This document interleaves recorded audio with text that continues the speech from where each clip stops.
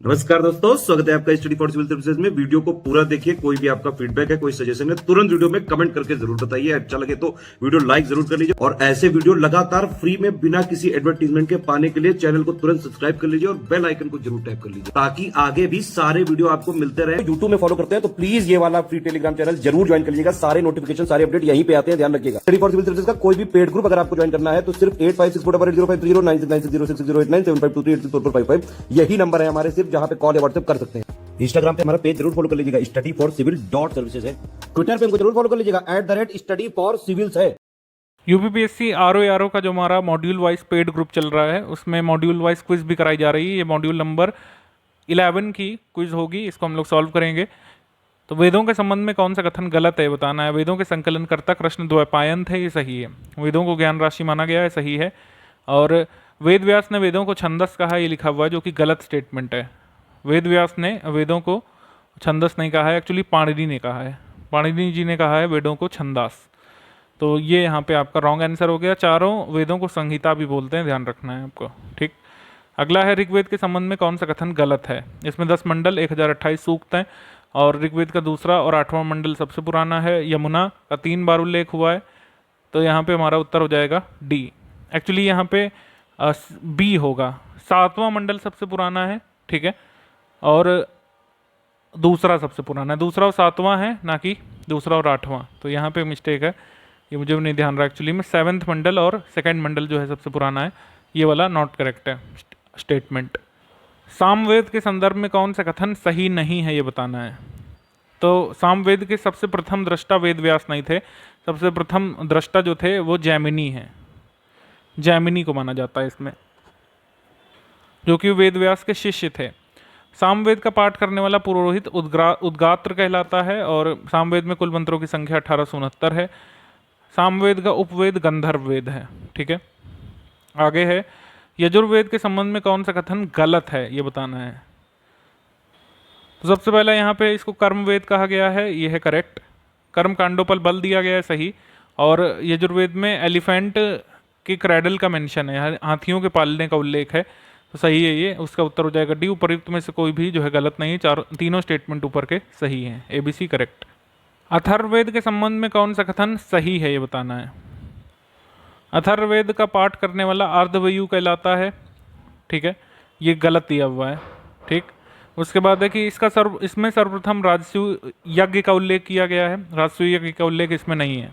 अथर्ववेद की 2 शाखाएं हैं, शौनक और पिप्लाद, ठीक। अथर्ववेद में मंत्रों का उच्चारण करने वाला पुरोहित जो है ब्रह्म कहलाता है, ध्यान रखना है। और राजसूय यज्ञ का सर्वप्रथम उल्लेख यजुर्वेद में मिलता है, अथर्व में नहीं, ठीक है। अथर्ववेद का कोई भी जो है अरण्य ग्रंथ नहीं है, तो ये भी इनकरेक्ट है। हमारा उत्तर यहाँ पे क्या हो जाएगा, बी यहाँ पे सही है। 2 शाखाएं शौनक पिप्लाद हैं किसकी, अथर्ववेद की।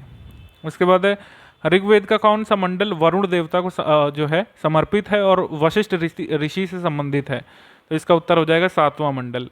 ऋग्वेद का 7वां मंडल वरुण देवता को समर्पित है और वशिष्ठ ऋषि से संबंधित है, सी यहाँ पे सही होगा।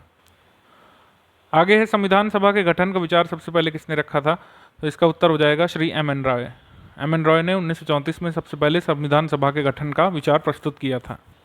निम्नलिखित में से किस वर्ष जवाहरलाल नेहरू ने घोषणा की थी कि स्वतंत्र भारत के संविधान का निर्माण वयस्क मताधिकार के आधार पर चुनी गई संविधान सभा द्वारा किया जाएगा, ठीक है। तो कब घोषणा की थी ये, तो इसका उत्तर हो जाएगा आपका 1938 में, ठीक है, 1938 में, ऑप्शन नंबर सी। आगे हमारा प्रश्न है किस योजना द्वारा सुझाए गए प्रस्तावों के तहत नवंबर 1946 में संविधान सभा का गठन हुआ था। तो अंडर हुज प्रपोजल्स या under which proposals the constituent assembly was formed in November 1946, तो इसका आंसर हो जाएगा आपका कैबिनेट मिशन प्लान। आप जल्दी से क्वेश्चन का आंसर कमेंट करेंगे कि इन्हीं प्रपोजल्स में से किसमें पाकिस्तान के क्रिएशन की मांग को रिजेक्ट कर दिया गया था। जल्दी से आप कमेंट करके बताइए, बहुत ही जो है इंटरेस्टिंग क्वेश्चन है। आपने अगर ध्यान से पढ़े हैं सारे प्रपोजल्स तो आपको पता होना चाहिए कि पाकिस्तान के क्रिएशन की डिमांड जो मुस्लिम लीग ने रखी थी उनमें से किस प्रपोजल में उसको रिजेक्ट किया गया था। जल्दी से कमेंट करके बताइए। संविधान सभा द्वारा किए गए कार्यों के संदर्भ में कौन सा सही नहीं है, ये बताना है।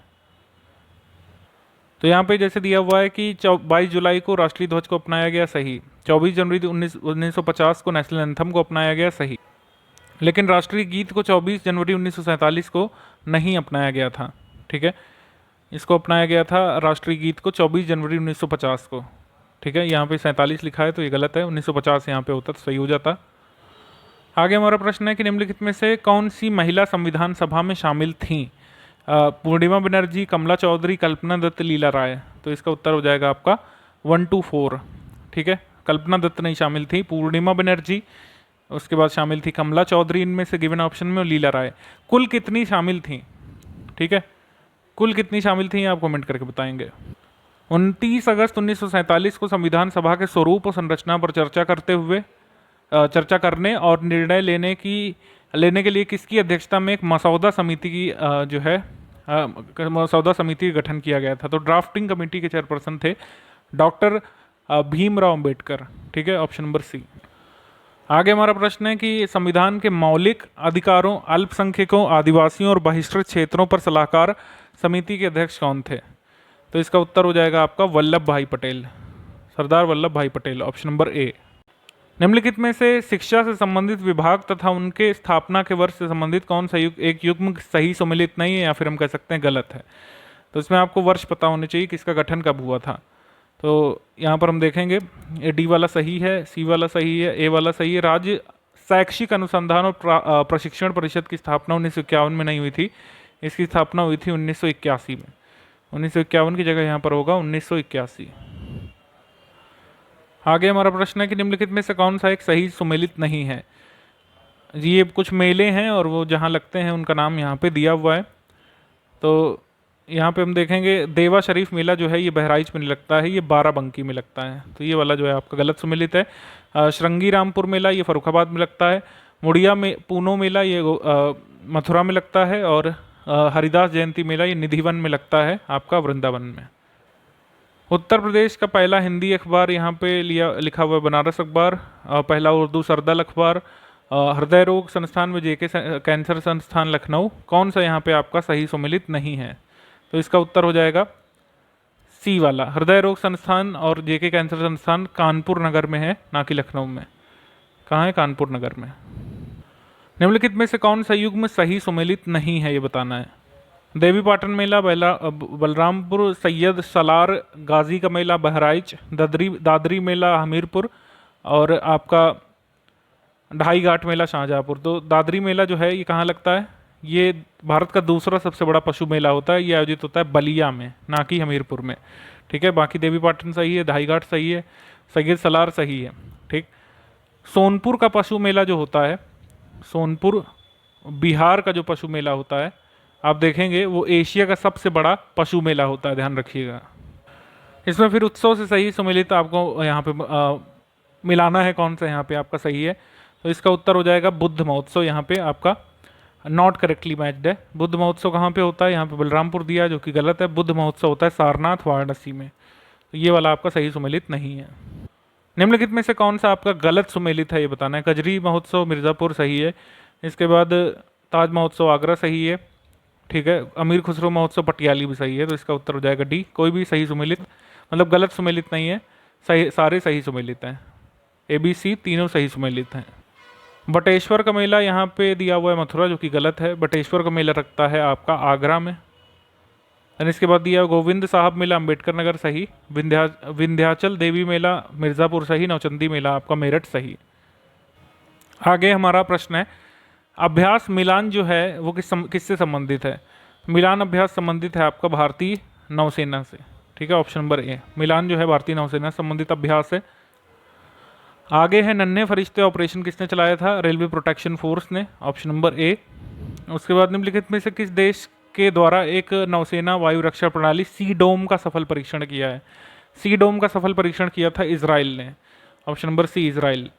सैन्य रण क्षेत्रम नाम से अपनी तरह का पहला हैकाथॉन जो है ये कहाँ पर आयोजित हुआ था? ये आयोजित हुआ था आपका मध्य प्रदेश में, सैन्य रण क्षेत्रम मध्य प्रदेश में। उसके बाद लोकपाल ऐप किस योजना से संबंधित है? रिसेंटली लॉन्च्ड लोकपाल ऐप संबंधित है नरेगा स्कीम से, ऑप्शन नंबर सी, या मनरेगा हम लोग कह सकते हैं, महात्मा गांधी नरेगा, ऑप्शन नंबर सी।